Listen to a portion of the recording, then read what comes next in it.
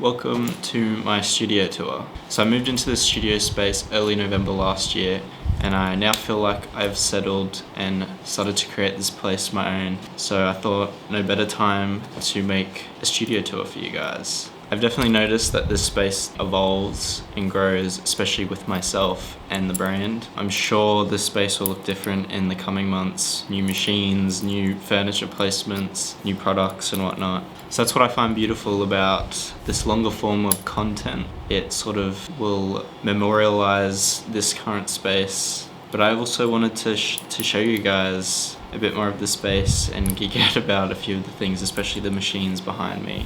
I've tried my best to showcase that, but it is quite hard, especially on the shorter form of content. If I'm going to be honest, this is not my first time trying to record a YouTube video. When I'm looking at longer term goals, this is definitely a space I want to keep growing and to improve on. So there's no better time than now to showcase the studio to you guys. I'd love to hear your thoughts and comments and ideas. I'm always looking to improve my methods, improve the way I do things. Being completely self-taught, there's been a lot of hard lessons to learn. And anyways, let's, show you the studio. So this is the space as you walk in. So I'll start off with the center of the room. This is one of the things I get asked about the most, about where I got this table from. I actually built this myself, but I built it to be wide enough for my rolls of fabric when I'm cutting. There is storage underneath for my rolls of fabric because I used to place them in the corners of my old room. And it also looks quite pretty, especially all the different reclaimed fabrics I've sourced. Fairly basic. Moving on, I have a little shipping station at the end of the table. This is basically where I ship and do quality check on all your product. And it just gets me disconnected from this table where I'm often, as you can see, there's piles of fabric to be cut. It's usually a lot messier than this. Moving on to my two most used machines, these two. So I'll start off with my first ever machine, the Juki DDL 55506. This is just an older variation of the most common, machine you see these days. Doesn't have any of the fancy bells and whistles, no automatic backstitch and thread cutter and stuff, but this was the first machine. I got it for free off Marketplace and none of it was working, it was all C's. So it was definitely my biggest project, would be about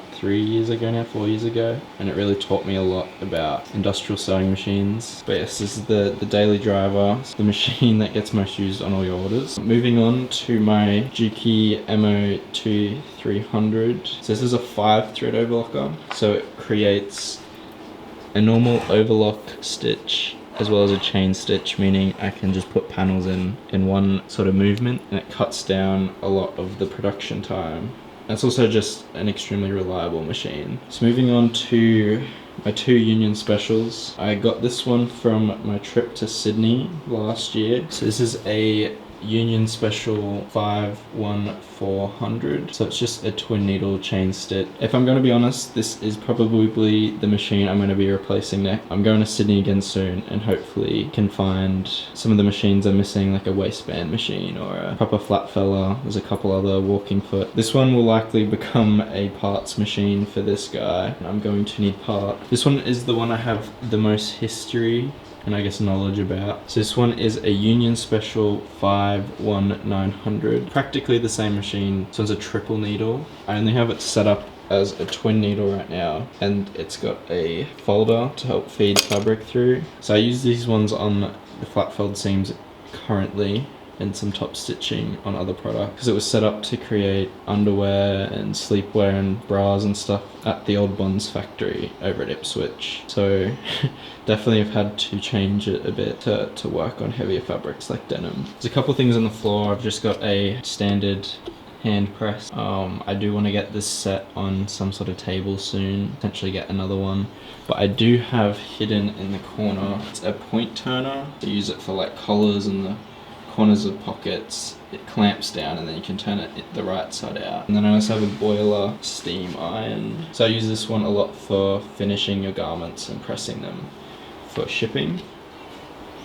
Moving on to probably my favorite machine these days. So this is my Singer bar tack machine. It's a 269W141. So this creates a sort of stacked stitch, or a bar tack for those who are a bit more technical. I use to attach belt loops, put it on the corners of pockets, and especially like around the fly construction and any other stress points on garments or product. As a consumer, this sort of makes a lot of your seams quite foolproof. I've never seen someone successfully rip through a bar tack stitch without an incredible amount of force. It's probably been one of my favorite machines to learn and to get to know. Definitely recommend it to anyone hand making their own product. This little guy is a Singer 81K73. So this one, unlike the other Juki, this is just a 3-thread overlocker, and it does a really thin overlock. Using it on t-shirts I'm sampling, and a few paneling pieces just so that there's no raw edges on your orders. It's also set on a really beautiful old table, and it's just a really beautiful machine to have, and I'm glad to incorporate it in my production process so it can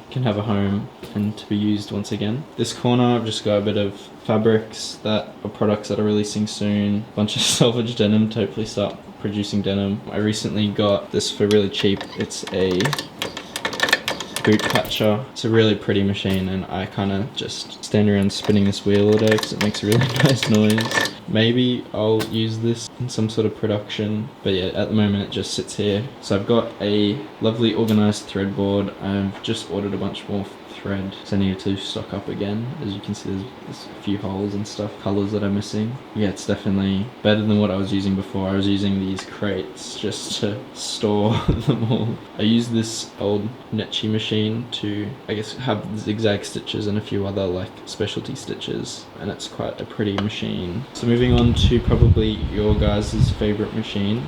It's my Reese buttonhole machine.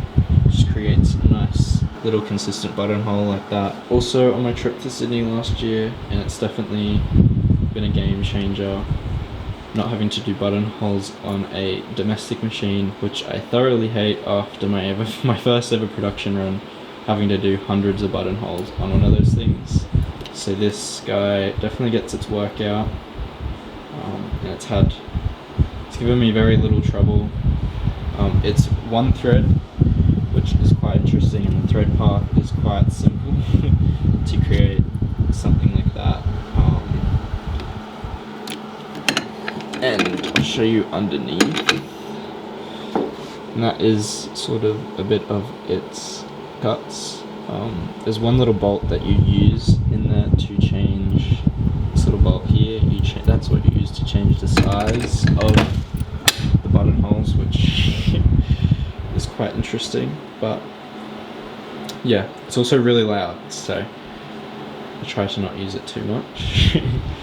So moving on to my rack of pre-made stuff, I've got a market coming up in April, so I'm putting a big emphasis on pre-making more stuff for you guys. If you decide to come out, I'll have full racks for you. I got this little corner. I just have a gravity feed iron set up, just a cheap one online. My most annoying machine, my Singer 99W110. This when working an eyelet, also known as a keyhole buttonhole, there's very little information and help online about this machine, so it's definitely been the biggest learning curve for me. I've gotten close on a few occasions, but since my move, it's not working again. So hopefully, well, if you guys ever see me producing keyhole buttonholes, I've either sold my soul and bought a different machine, or I somehow got this guy working. But I'd imagine I'd probably make quite a big deal about fixing this thing. But I also got it for like $50, so worst comes to worst. Then moving swiftly on to my first vintage machine outside the Juki that I got. This is a Union Special 33700 cylinder arm machine.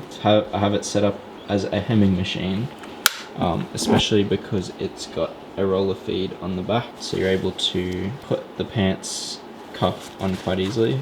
Some examples of the beautiful stitch it makes. Recently used it to hem my first ever pair of jeans that I'm wearing right now, and it's a really fun machine to learn and use. Then moving on to my last machine currently, it's my Singer 95K lock stitch machine. You'll notice it doesn't have a reverse feed, so it's only use it for a lot of prep work, so prepping panels that will either get folded in on itself or get a bar tack stitch. And this machine has the original lamp set up. That's something that you'll notice with most of my machines, is that I'm a bit particular with the tables that they're set on, just because I love the look of these vintage machines, and it makes me happy that I'm able to incorporate them in the production process.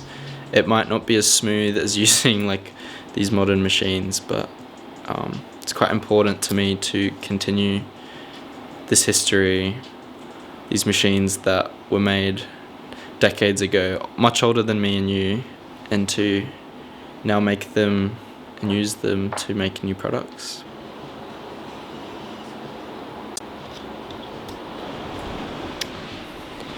And most importantly, I also have aircon, which, being in Brisbane, is a necessity.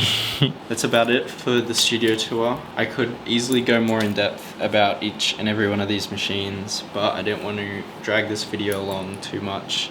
I just kind of wanted to show the space that I'm working in a bit more, just to sort of bridge the gap between you and me a bit. I feel like it's quite easy for me to quite immersed in the whole process that I forget to document and show you guys certain things. And like something like this, I do post pictures and stuff, but I've always wanted to have some sort of longer form documented version, just showcasing the studio for you guys. And I hope it's given a bit of insight to what I do and what I'm trying to create. Yeah, if you have any ideas for videos you want me to make, things to show, especially machines, if you guys need help, want me to go more depth in any of them, just let me know in the comments below. But yeah, until next time, I hope I'll see you again soon, and I hope you're seeing this video, because that means I finally posted on YouTube. Anyways, peace and love.